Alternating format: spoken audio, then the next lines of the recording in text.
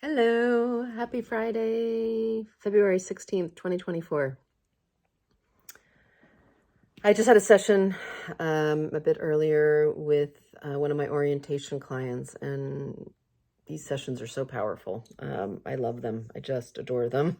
I get so much out of it. And then I realized I should be getting on here and doing videos afterwards because there's just a lot of potent, powerful conversation and epiphanies that happen in these sessions that I think it's probably good I get on here more often and share what some of that is. So just trust that if this video is before you, it's because it was meant for you today. What I want to talk about a few different things. I really want to talk about power, our personal power, our collective power. I want to talk about Pluto, who is the planet of power. And I want to talk about Aquarius, which is the sign that Pluto is now in. And I want to talk about different aspects of, this transit, which I've been talking about and likely will continue to talk about because it's a major thing when an outer planet, and particularly a planet like Pluto that takes 240 something years to do its full elliptical, like come all the way around its full orbit,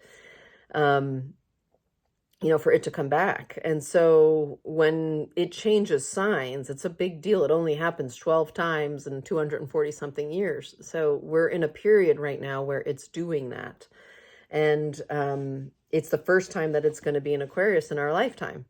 And it's the first time that Pluto with the other planets are going to be in Aquarius. So that's also something we have not experienced, that energy in this lifetime together. So anyway, I wanted to talk to you a little bit about, let's talk about power. So Pluto, as I said, is the planet of power. I mean, plutonium, think about that, like just from, what plutonium is capable of doing, blowing things, up. And that's what Pluto will do. It will blow things up. It'll strip away things that no longer apply or that are unsustainable, or that are not the truth. It'll keep peeling back and pulling back that, so you get closer and closer to the center and the root of something. It's why Pluto it rules the 8th house. The 8th house is the taboo house of topics we generally don't like to talk about, like death, sex, and taxes. It rules healing and secrets and the things that are hidden from us. It's about other people's money, not just the money we make, but the money that's made in other places. It rules sex and our relationship with that power dynamic that happens with another when it comes to not just a sexual relationship, but our sexuality. And then finally, like I said, death. So just what is the life and death cycle about? And what does healing and rebirth look like?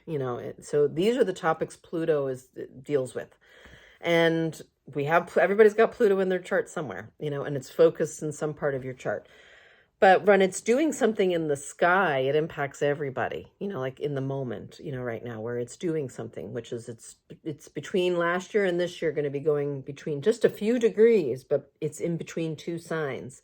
So we're going to feel that, like we're going to feel the pressure of Pluto in that regard. And putting that pressure on us to make changes. We are in evolution, we are constantly evolving as a people, as a society, as a world.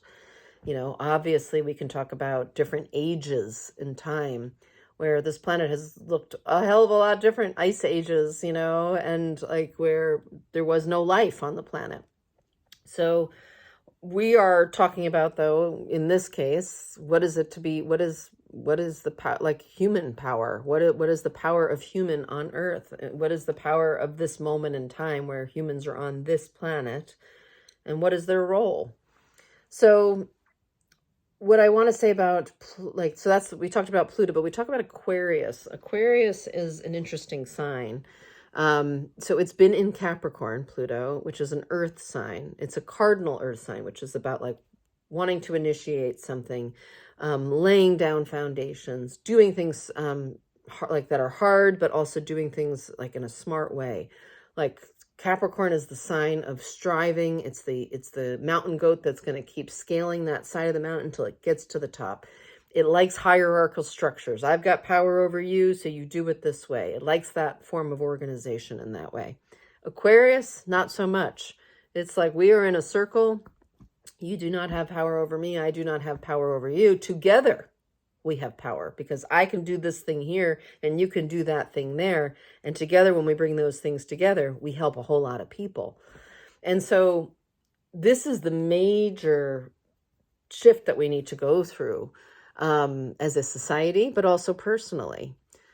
So the question I asked my client today was, what is the meaning of life? Because I was really getting that unless I understand that, what that answer is for someone I'm working with, then I don't know who's driving the car while we're in the back having a conversation. In the end, whoever's driving the car is bringing us to where we're going, no matter what we're talking about. It could be an interesting, dynamic, obvious journey in this cab ride with, this belief driving the car. But if we don't like where that belief is going, then anything we've talked about ends up becoming null and void, because in the end, we are at the mercy of the one driving the car to wherever we're going. So my question is, what is the meaning of life? What do you believe to be the meaning of life? The meaning of your life? And what I would question is, where have you learned the answer to that question from? And perhaps it's time to reconsider new sources for the answer to that question.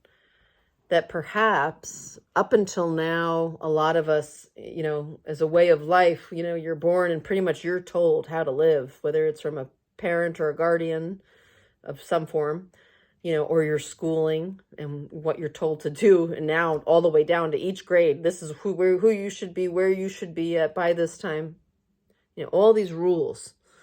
And when we fall out of line with those rules that have been put on us is where a lot of stress is introduced. I'm not meeting this thing that society says I should be at. Something's wrong with me. Okay, something's wrong with me. All right, well, if something's wrong with me, then I got to fix that. Then we constantly are trying to fix ourselves so that we can somehow show up inside of the societal norm in a way that feels like we belong. Except that we will then also simultaneously sit on the sidelines and go, that's wrong, that's wrong, that's wrong. And literally tear apart all of these things that we're still holding ourselves, in adherence to. We don't even believe in it anymore, and we're still holding ourselves to those beliefs. So, as an example, this person, who is not living a life that looks like this, but basically believed that they were not successful unless they were married with a child and had a home.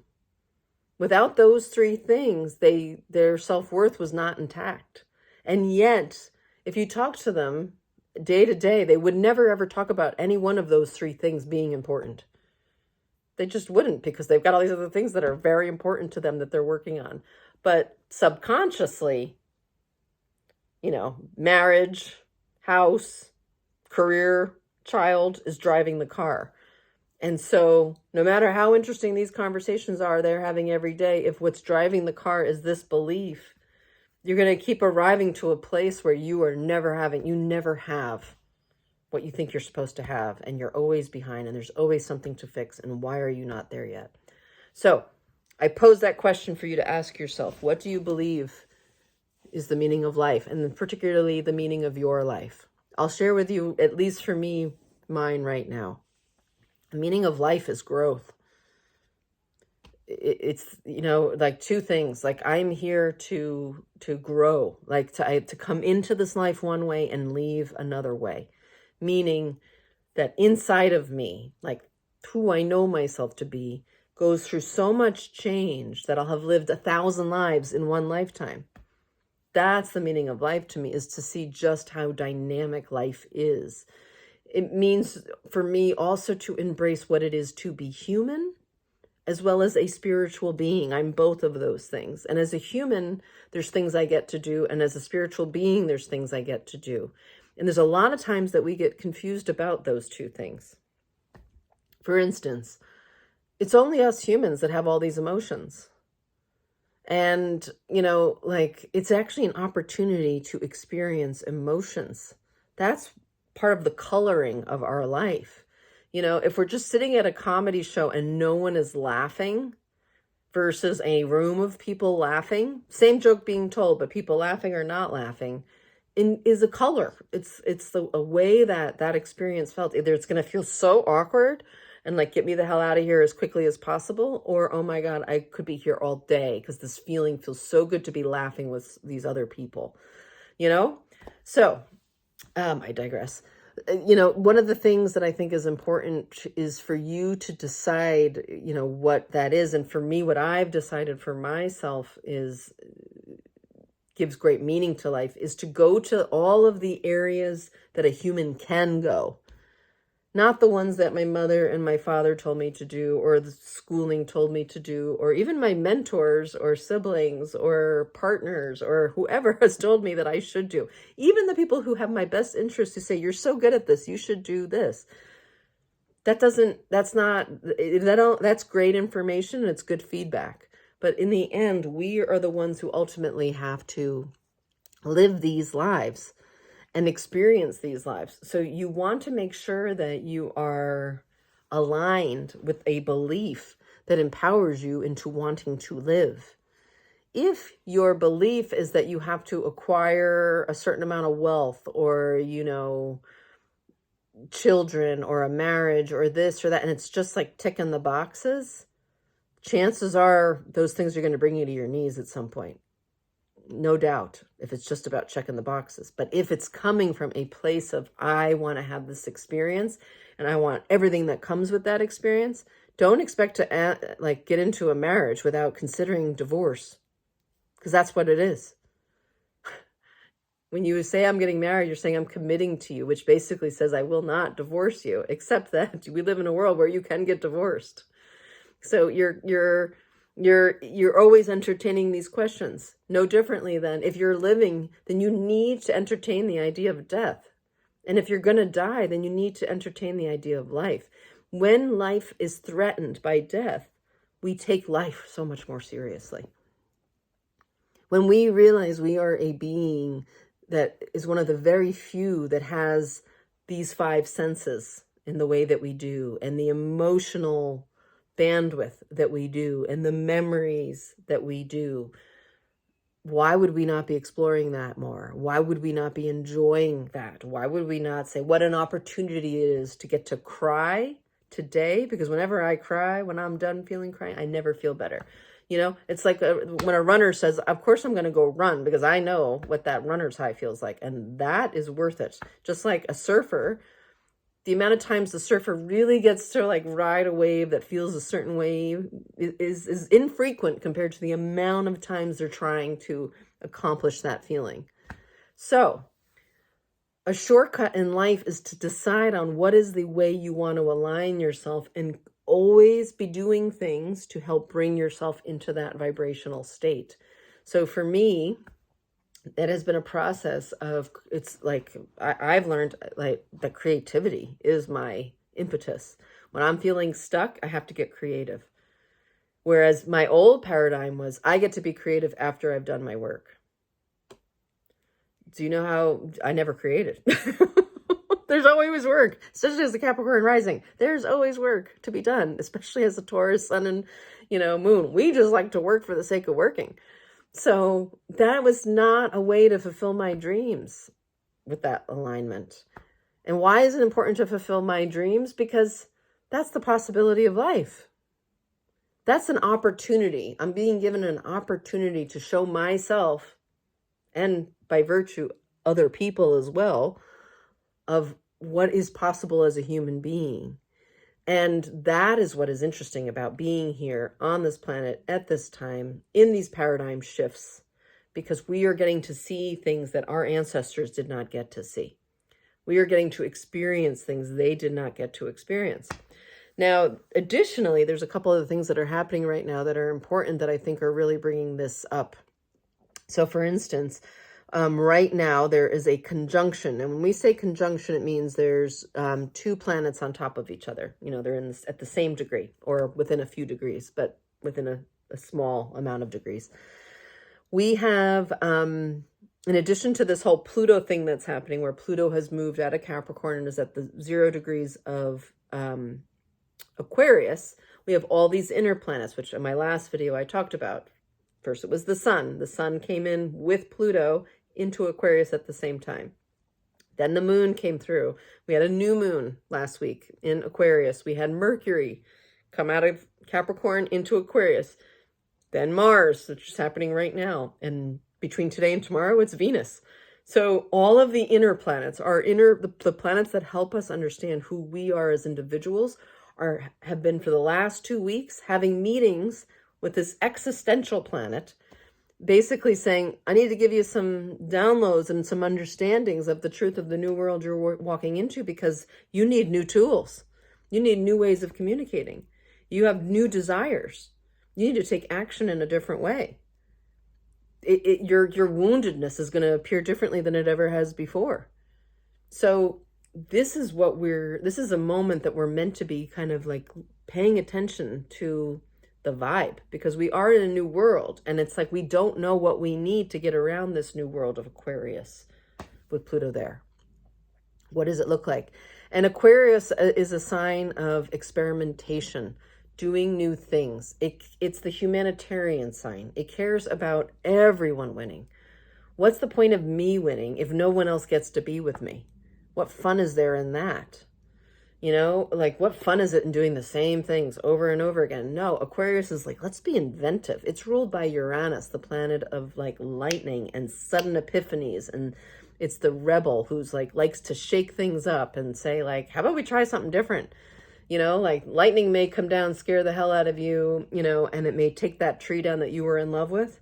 But now you actually get to see the sunset every single night. So that Uranian thing that happened has provided a new opportunity, a beauty for you. Yes, something died in the process, Pluto, but it's opened something new. When we go through these healing and regenerative cycles, we have the opportunity to release baggage and step into new ways of being without that baggage constantly informing us.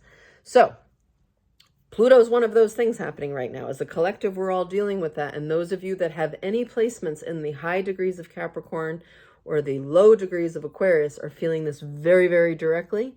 But most of us are feeling it one way or another because we have planets that are in squares or opposing, you know, that area as well. But the thing that's also happening this weekend, in addition to Venus and Pluto having this meeting, so just get that this weekend could be a major, you know, marriage therapy session. Because, you know, Venus is the planet of relationships and love and our desires, but it's also money. So Pluto and that planet are getting together this weekend to have a conversation about what does that look like in this new world? What does that look like for you? Additionally, we have two, they're not planets. We have the asteroid Chiron. It's the wounded healer. And then these aspects, they're points. They're not actual, it's not a literal planet or an asteroid, but they're what we call the nodes of the moon, which represent an area of the sky where the sun and the moon are going to cross each other, which is like what we see in an eclipse. So the nodes help us understand when and where eclipses are going to be happening. What is an eclipse? Well, an eclipse to me is a version of Uranus, what Uranus does. So like I said, Uranus comes in and lightning changes. When we have an eclipse happen, so basically that's a process between the sun, moon, and earth, and energy being cut off, blocked, whatever, it creates energy and sudden change similar to Uranus in a different way, but similar. Like it creates events in our life to happen that may unfold over 6 months, but it's right around those eclipses that they happen. So that's why I'm always interested in eclipse season and having people be aware of it, because there's a lot of things that get put into action at that time. Again, it may take 6 months for you to see the full blooming of, but it's happening. So what's happening right now, though, is that Chiron, the wounded healer, and the north node of the moon, which I'll talk about in a second, are conjunct. They're at the same degree in Aries, 16 degrees. So those two coming together it feels like a very big message for all of us as well. Chiron, the wounded healer. So when we think about where we're wounded, we're all wounded. If you think you're not wounded, you're on the wrong planet and you're from the wrong family, because pretty much it's part of our birthright as humans to have what we would call a wounded aspect of ourselves. Some part of us that was wounded as a child. A lot of times has to do with betrayal, abandonment, self-worth related issues. So, questions of belonging. It just depends on where Chiron is in your chart. But Chiron, the story of Chiron is that wherever we've been wounded, we spend our lifetime really like gaining new skills, learning, getting new tools and things to learn how to work with that wound and heal that wound. And because of all that attention we give to that wound, we become experts. And then because we become experts in that area, we have this ability to give that back to the world and create healing in the world as a result of it.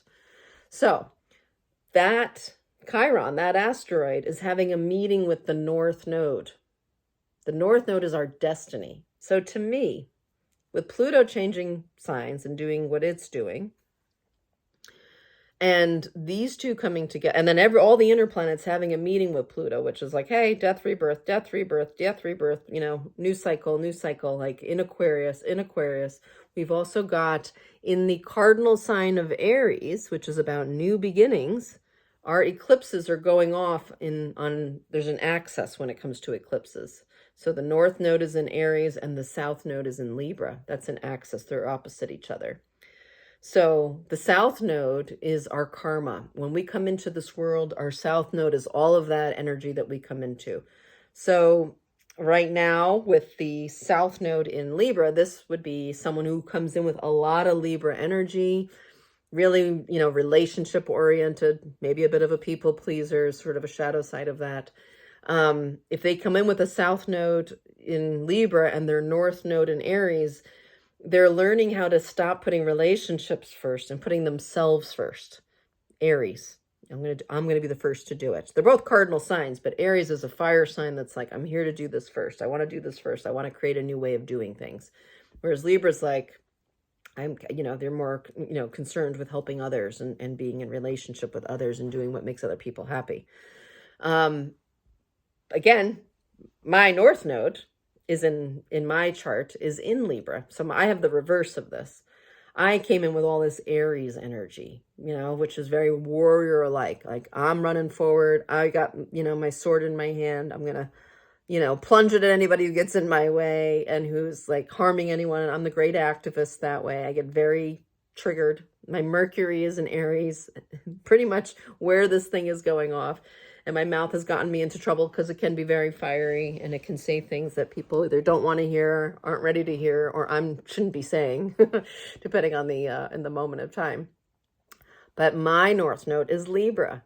I'm meant to learn how to master relationships. I'm here to learn how to come up with win-win-win situations with Libra. And to learn to also not people please in that process, but to really think about,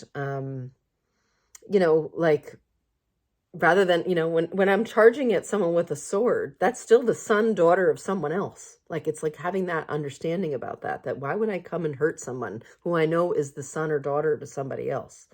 If I'm much more aware of Libra, that we all win when we work together, when we do things from a place of equality, where justice, is being served, everybody wins. So that's how I'm oriented. But we're in a different period right now where Aries is the North Node, where we're meant to be. So the North Node is where we're headed. Like I said, it's where we're headed, our destiny point.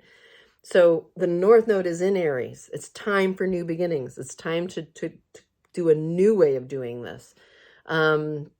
It's time to put ourselves first, in this regard.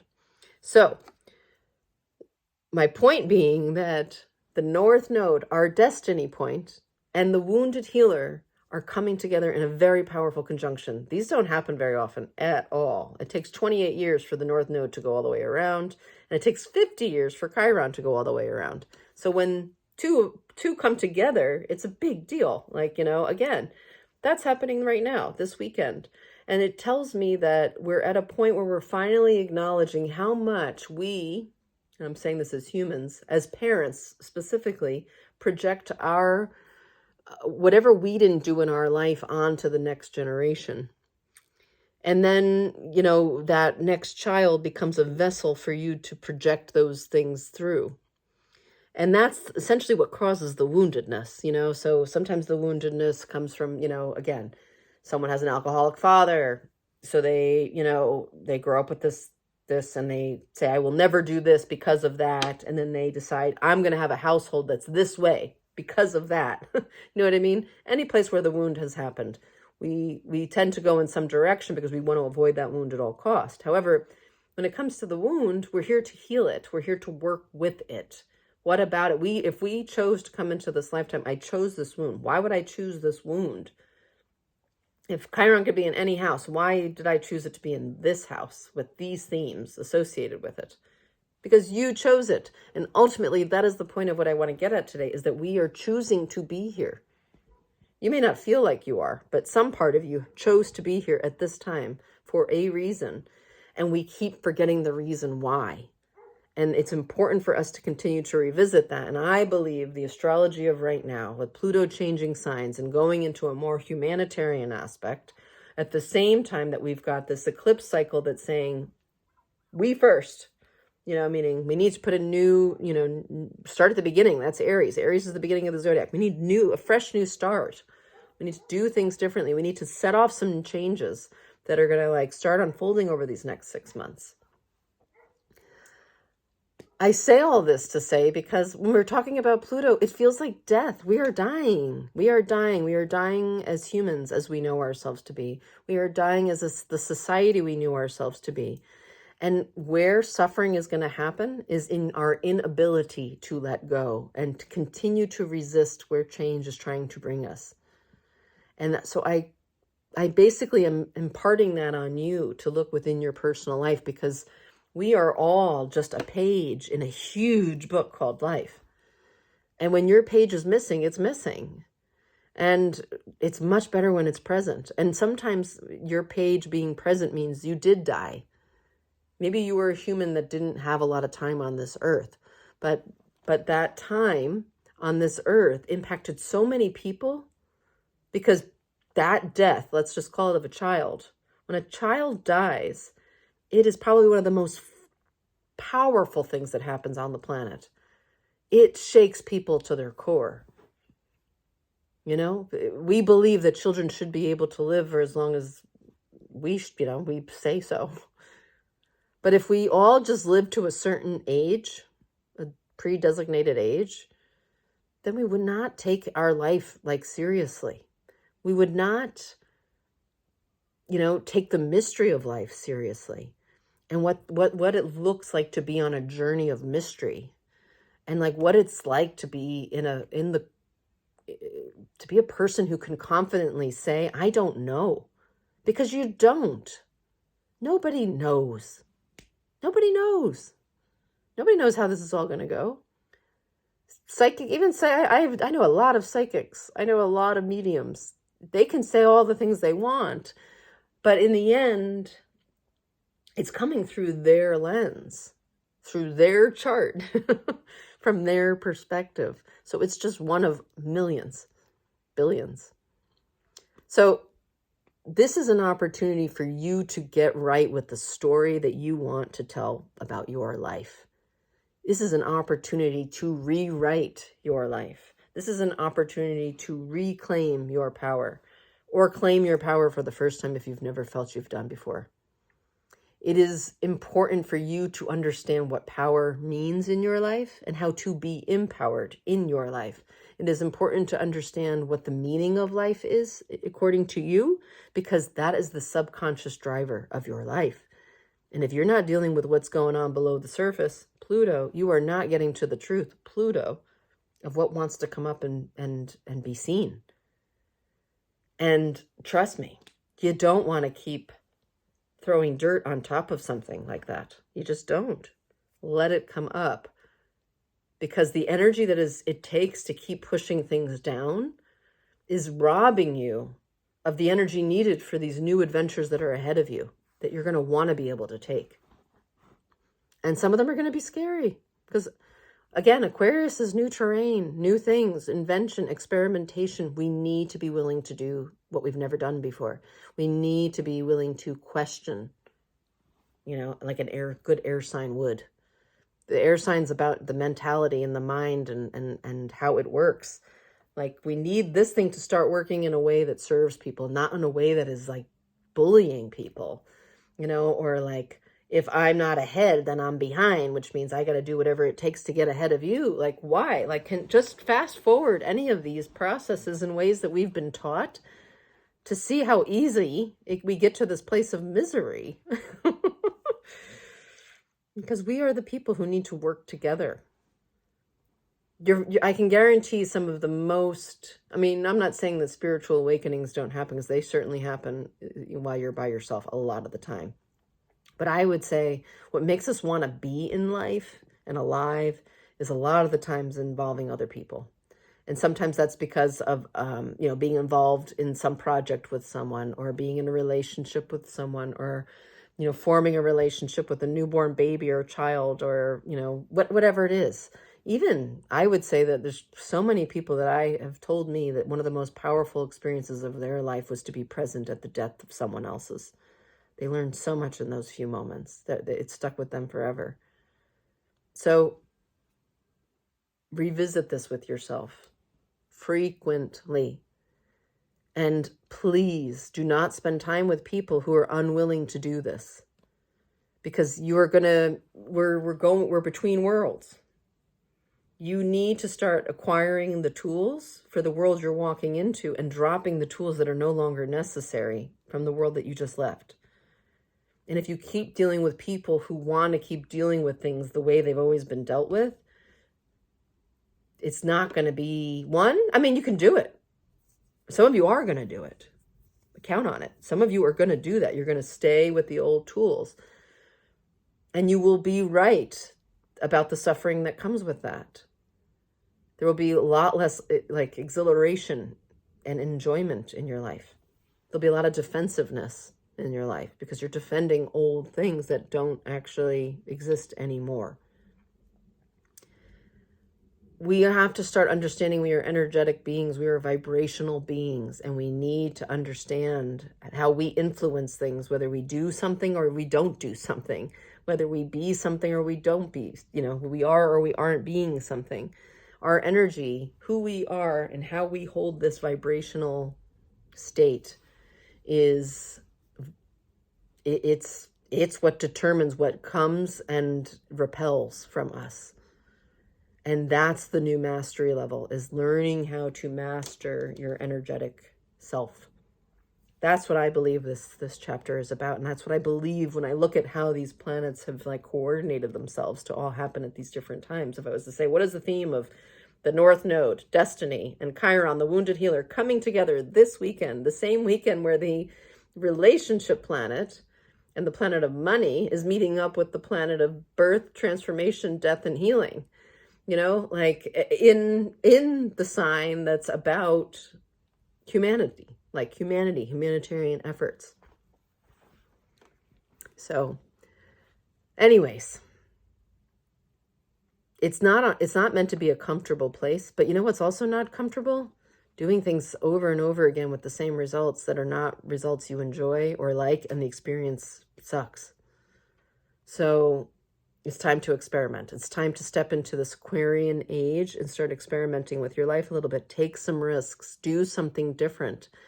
I just came back from Ireland, and I was living in a group living situation. The 2 years prior to that, I lived in an apartment by myself. And, when you go from living solo to living with other people, it's not comfortable.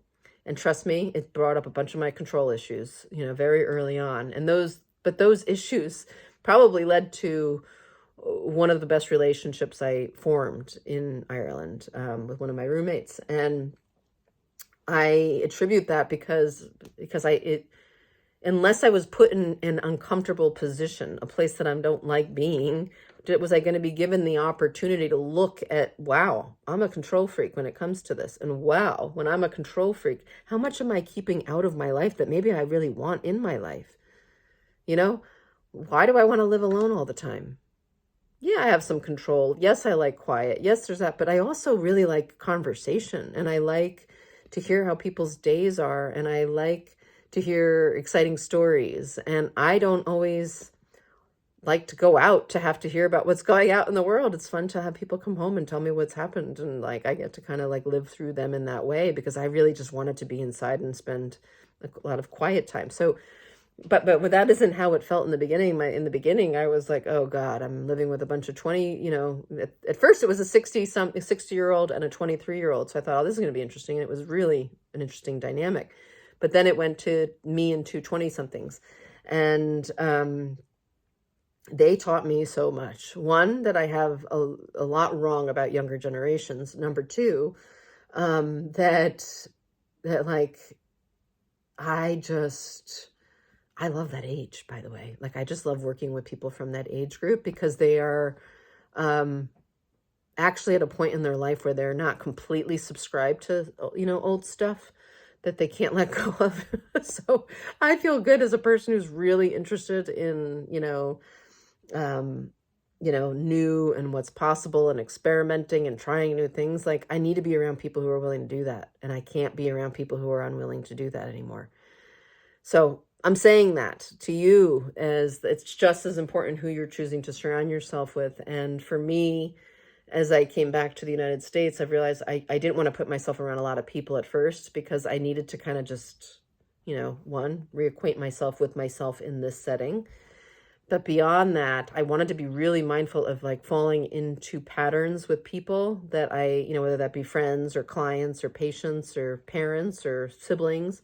I want to be very mindful with myself of not falling into old patterns, because they're very automatic. You can see it in your life. Just go home. I mean, and people always say you haven't healed unless you spent a lot of time with your family. Like, it's great to go to another country. It really is. It's easy, actually. People go like, oh, it's so hard. No, it's not hard. What's hard is coming back. Coming back is the hard part. And that's where the work is needed. It's real fun to go on adventures and kind of like escape life for a while.